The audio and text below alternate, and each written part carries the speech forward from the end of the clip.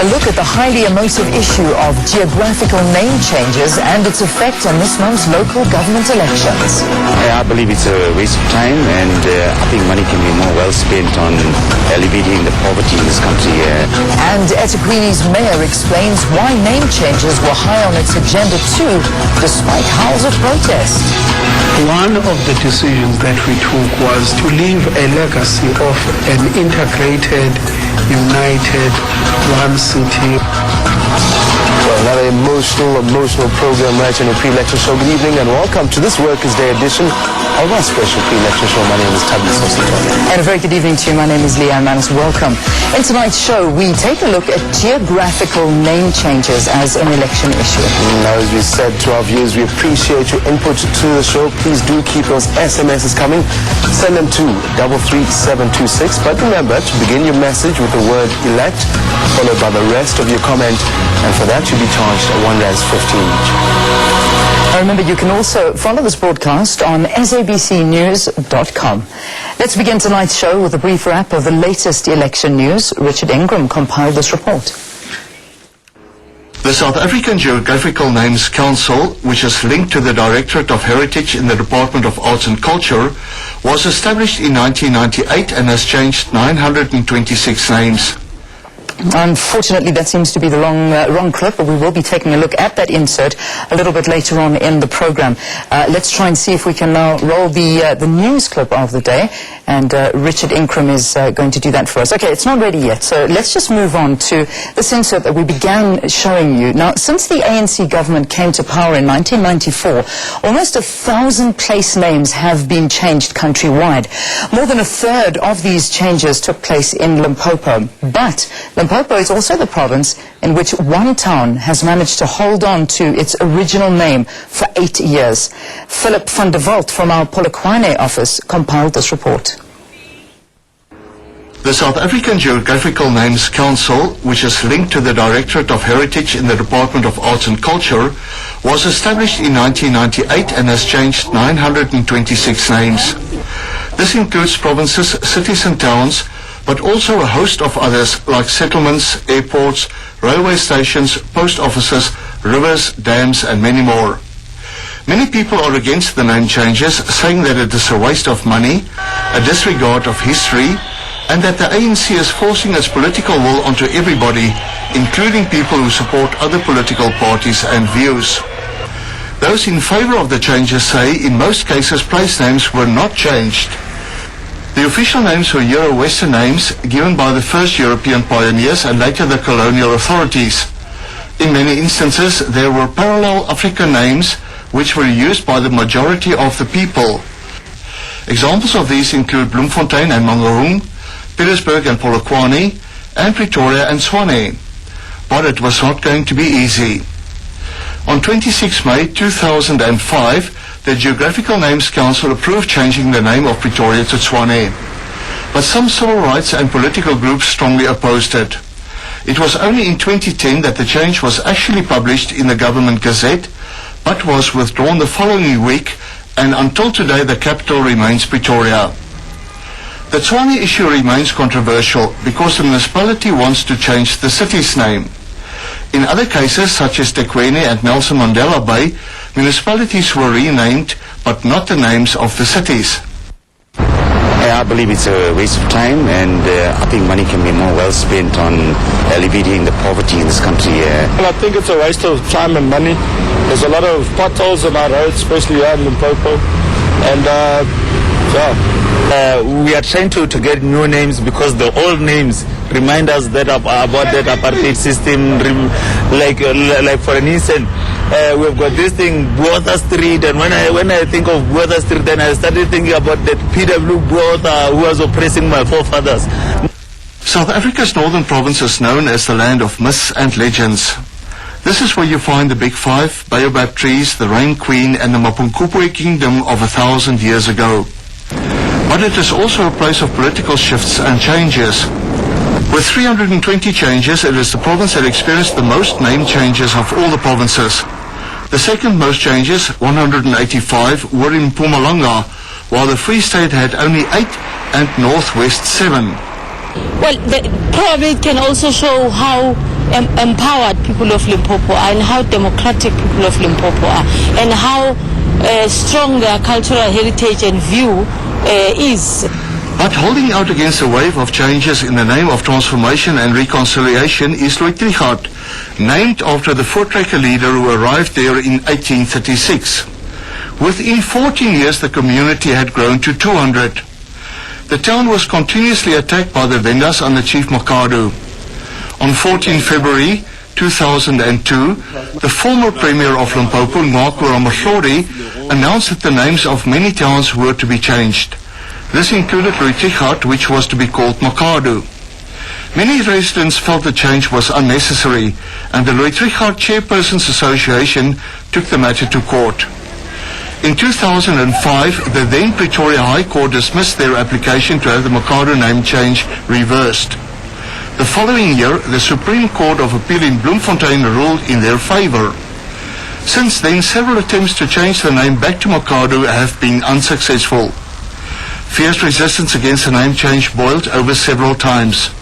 On one occasion, the statue of Makado was daubed in the colors of the old South African flag.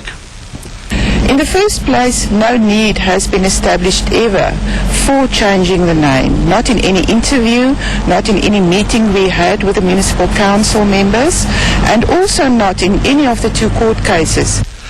At the time of the Premier's announcement in 2002, the cost of the name changes in Limpopo alone was estimated to be about 40 million rand. But political parties say it is much more because of many hidden costs. Philip van der Walt, SABC News, Polokwane.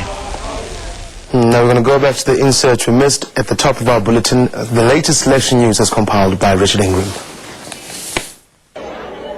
In Germiston in Gauteng, the Congress of the People, or COPE, suffered a major setback when almost 2,000 members defected to the ANC. It would appear that the whole of the Ekurhuleni region has collapsed. The region's former COPE leadership appeared in front of other ANC members and the media.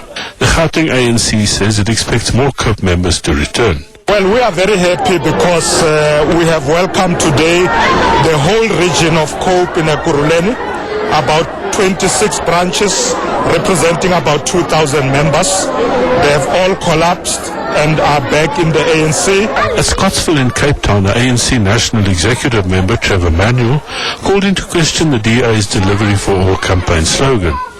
He took his door-to-door campaign to the area where the ANC does not enjoy majority support. Mr. Manuel said socio-economic conditions, including unemployment and basic services, had been on the decline. My message is a very simple one. We must elect the appropriate person on the 18th. The person must be accountable to the community, work with the community, but more importantly, the community must be organized. In Durban, the ANC launched its Sia Vota campaign with a motorcade through the streets of KwaMashu, Inanda and Ntuzuma. The leadership urged onlookers to vote for the ANC at the numerous stops of the parade. Leading the convoy was the KwaZulu-Natal ANC chairperson, Zweli Mkhize. As we move around, we actually get to deal with those issues as we move. And so we believe that it's a very, very effective campaign of bringing the ANC, particularly to people who are out in their homes. Instead of expecting them to be coming to rallies, we're going to where they are.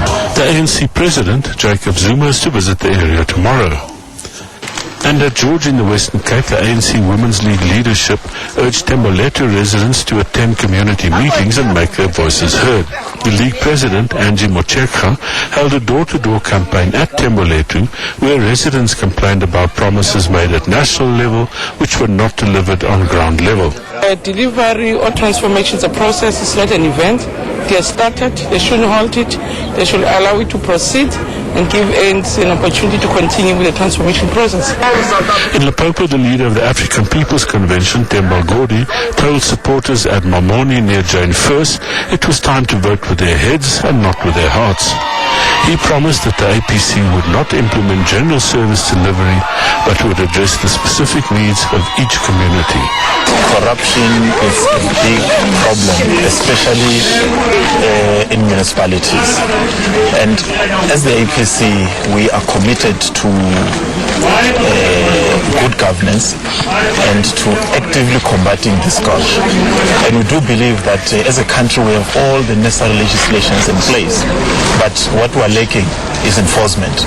At Piet Retief in Mpumalanga, where the Mkonda municipality had been placed under curatorship due to alleged corruption, the PAC leader, Letlapa Mpalele, held a door-to-door campaign.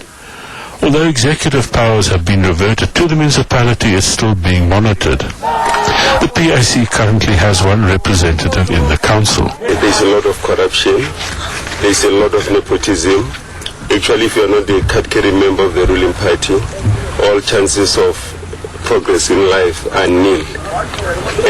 The houses, DP houses, are allocated according to the ruling party's wish list.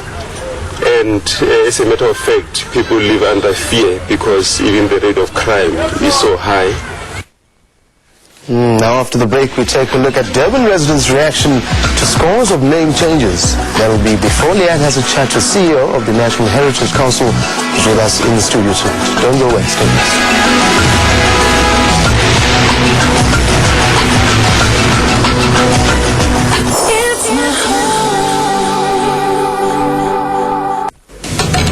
In today's fast-moving world, people need a whole new level of power. Energizer Ultimate Lithium. The world's longest-lasting AA battery in high-tech devices now lasts even longer. Attention, Ninja Silver! Attention, Ninja Silver! Backup requested in high-speed pursuit! Now, real action-packed fun for everyone! The awesome Ninja Silver from Omar! The remote-control chopper you've got to test, relax, and have fun flying indoors, outdoors! With state-of-the-art built-in gyroscope makes it easy to fly! Get the Ninja Silver for just R499.95! Also available at these stores and Hallmark stores nationwide! Life is priceless. Life cover is affordable. The Lasting Dignity Cashback Plan from Clientele Life remains the easy solution for valuable life cover. You don't even need a medical examination. We can conclude the transaction over the phone immediately.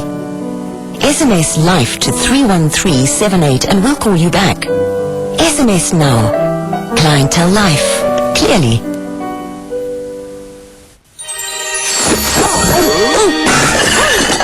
Ach, no, man, I'm full of grease. This water's cold. This is not lekker. Chill, dude. Endless days of scrubbing are like over. The ladies brought new Sunlight Turbo. Ach, what do you know, Boot? This new formulation with real lemon juice will cut through your grease fast, even in cold water. Cool, bro. Cheers to faster degreasing. Faster degreasing at any temperature with Sunlight Turbo. Protecting my family comes naturally. The same natural instinct is why bees use propolis to protect their hives against germs. So I use Protex Propolis. It's the only soap that combines the benefits of propolis with Protex's powerful anti-germ formula. Unlike ordinary soap, Protex eliminates 99% of germs and creates a barrier that protects your family's skin for hours. Because it's natural instinct to protect your family. New Protex Propolis for the good health of your skin.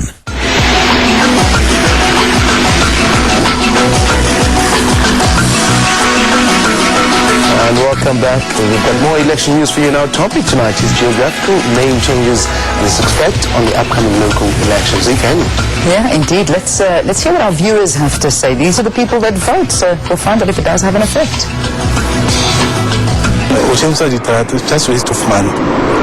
Yeah, like charity guys, like I said, this is a body squatter camp, the upgrade, the toilet. Wat hulle vir ons mense wat sukkel sonder werk en kos en huise, dat hulle daai geld vat en op die huise en vir werk spandeer. I don't have a problem with name changes. In fact, I think it should be encouraged. Ndikazizwa kuti uchenja madzina zvitarata whether ndi petu it's fine for nditobona uri pedzi nemafungo apolitiki urwera zvinana zvino nakubona tsanti vadichenja this ndivicha kwatwa vanhu because khali ndivicha kamakhuwa so for a change ndivicha kwamavita vatwa vanhu as long basebenzisa amagama ethu like our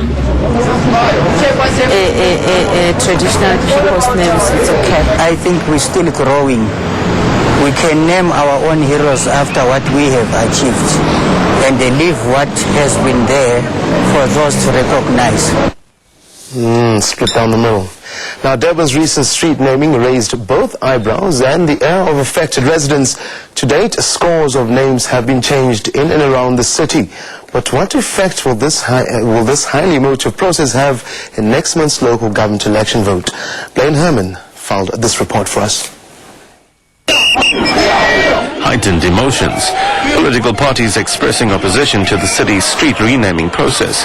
Some 10,000 people converged on the Durban City Hall in protest against the proposed changes to the names of about 200 streets and buildings. The eThekwini municipality was urged to resort to renaming only in exceptional instances in the interest of national reconciliation and healing.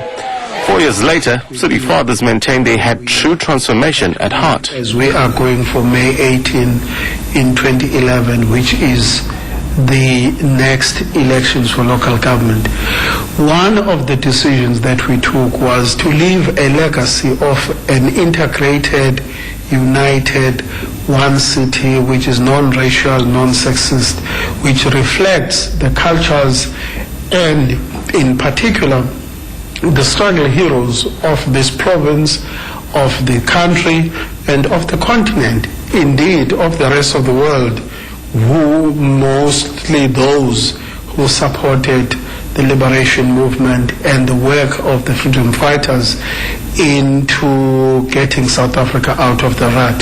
The process started back in 2001 with the adoption of the street naming and renaming policy, but this later developed into a hot topic and was even pursued in court. Some questioned the choice of names. Those of Cuban leader Fidel Castro and South American revolutionary Che Guevara came under the spotlight. The suggestion that the main road in Amanzimtoti be changed to Andrew Zondo also fueled an outcry. Zondo was responsible for blowing up a shopping mall in the late 1980s that killed several people. Despite being put on the back burner in recent months, as the local government election draws near, it remains a topical issue. The whole process is a lot of waste of money. And I'm sure that same money could go for the needy ones and for the people that need shelter. Well, a few names can be changed, but not all the roads can be changed nowadays. Because it's costly, it's money. We are talking about tax money. We are paying for those things, man. There's a lot of things I have to do. Like what? Like the fixing the bridge, the other things, like the roads. Not just to change the names. That's wasting your money. Despite the howls of protests, there are some that see it as a step in the right direction. Yeah, I'm not complaining at all. Because there's some roads and streets have old name, using that old name that we can't even explain to my kids to what is meaning of this word. Yes. At least I can explain who is Andrew Zondo, because I learn about him on news and newspapers and stuff. Yes. People who've contributed and have a legacy or memory that we can remember by, I'm happy with that. It makes sense. The naming and renaming process continues. With regard to the old established suburbs and the city center, I think we're almost through with that one. We're busy now, as I said, moving towards the outskirts of our metropolitan region. Just what's in a street name may well be reflected in the May 18th poll. Blaine Herman, SABC News, Durban. Let's take this conversation further now. We're joined in studio by the CEO of the National Heritage Council, Advocate Sonwabile Mankochwa, who is with me to answer a lot of questions. Good to have you. Welcome to the show, Advocate. Welcome. What is the significance of name changes? Why do it? The issue of place names, what the central is the issue of transformation. As you know that we've inherited, in a country which was dominated by names that recognize or that attach to minority identity in South Africa. Remember, this used to be disputed territory, and the place names actually signified footprints of the British nationalism or apartheid. When we, however, look at certain name changes, we can understand something like that. But when you take somewhere like the eThekwini Council, they came under a lot of criticism for basically changing the Mangosuthu Highway to the Griffiths-Mthenge Highway. Why do something like that? I think it's important to put this matter in its context. The issue of importance of the changing of names is part of African Renaissance agenda, which is important. And if you look at the whole, in your insert and so on about this, but also the process involved, the issue of place names remains important, but there is a regulated process which is governed by Geographic Names Act South Africa, and which allows for consultation and so forth. So the issue is really not about whether, because sometimes the process is used by people who do not want the names to be changed because of some emotional attachment to the identities or certain identities actually. And the majority of people of South Africa, of course, are saying that look, because this process is not just a top-down approach. It's people themselves, when it's regulated. So. We talk about the fact that there's perhaps negative images that come into people's minds when they see certain names and they would like to have them changed. However, there are many groupings out there that feel that some name changes are insensitive to them as well, and that they also don't have, this political affiliation to a name that has been changed, for instance. How does the name changing process actually work? I know that the Minister of Arts and Culture is in charge of national name changes. Then there's different local changes at municipal level. That obviously is what it does about changes. Where does the Heritage Council come in? How do these changes come about? Yeah, the National Heritage Council is a member of the National Geographic Names Council.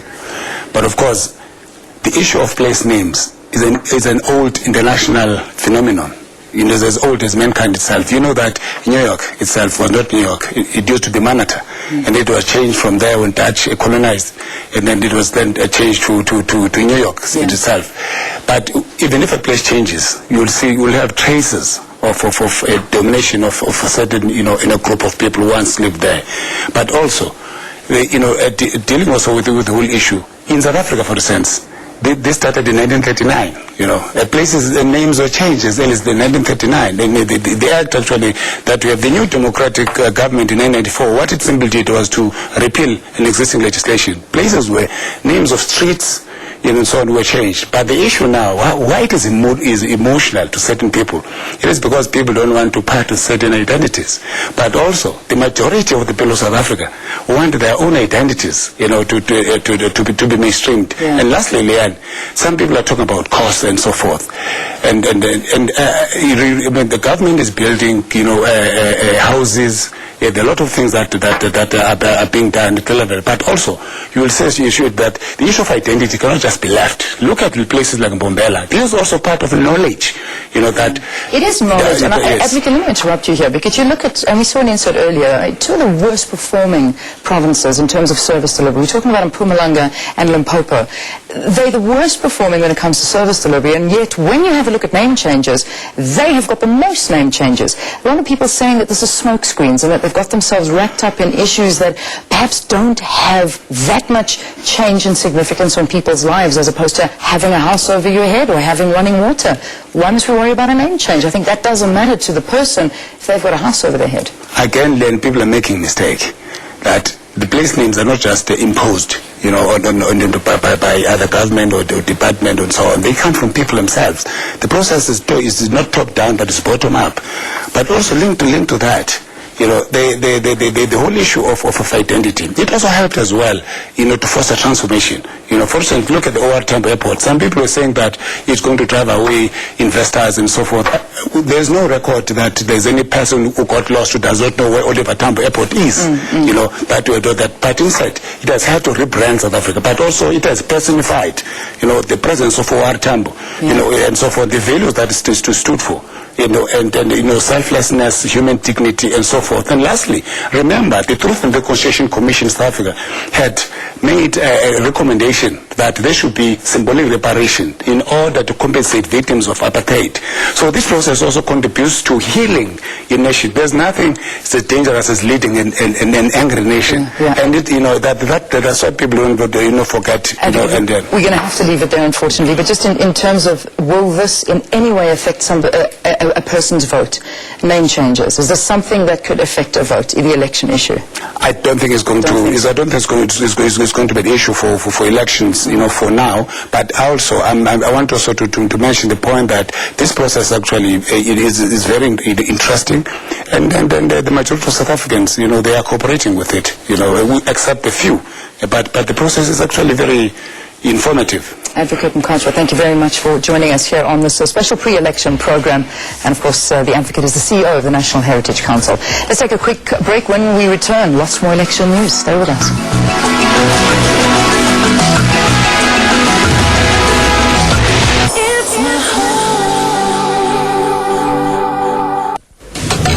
In today's fast-moving world, people need a whole new level of power. Energizer Ultimate Lithium. The world's longest-lasting AA battery in high-tech devices now lasts even longer. Imagine me and you, I do. I think about you day and night. It's only right to think about the one you love and hold them tight. So happy together. I can't see me loving nobody but you for all my life. When you're with me, baby, the skies will be blue for all my life. We're happy together.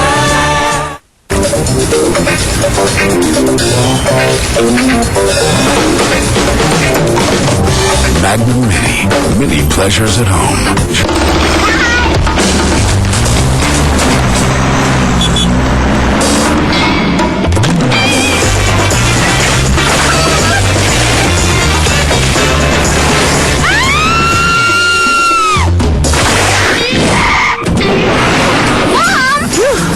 Rama helps my child grow. That's why I never miss a slice. Every slice spread with Rama is an opportunity for your child to grow. Don't miss a slice, Mom. I win. Mom has just won a slice of 1 million rand. Wow. Yeah. All you have to do is buy 2 500-gram Rama bricks. SMS the code to 32310 to win your slice of 1 million rands worth of prizes from Rama. New Shield Sport. Put to the ultimate test. 48-hour protection against wetness. 48-hour protection against odor. New Shield Sport. It won't let you down.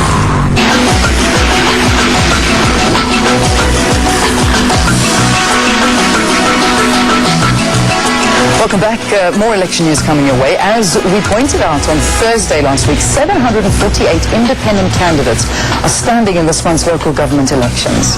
And as usual, we give people the chance to tell you why you should vote for them. And here's another independent candidate asking you for your vote. The independent candidate is to serve the community that they've been voting and they didn't know what they're voting for.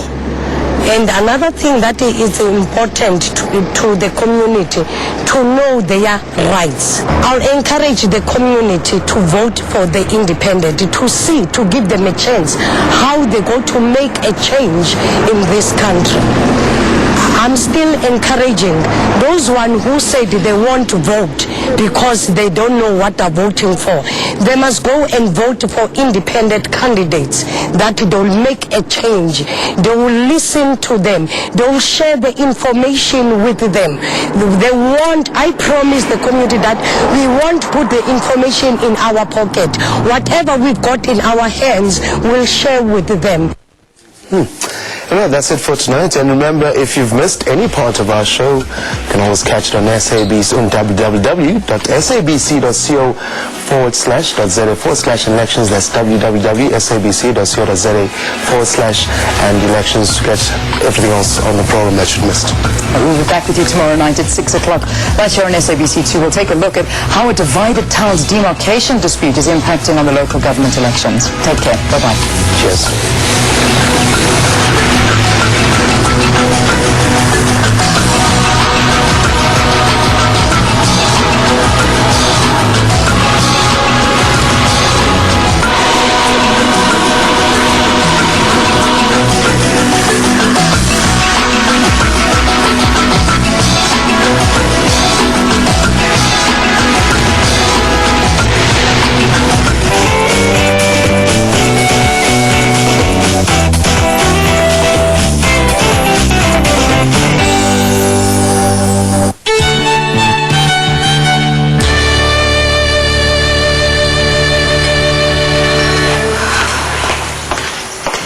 Neville, die kos raak koud. Ek het jou die eerste keer gehoor. Ek was op die foon. Ek maak vir jou vars roosterbrood. Dis nie nodig nie. Nog iets vir jou, Errol?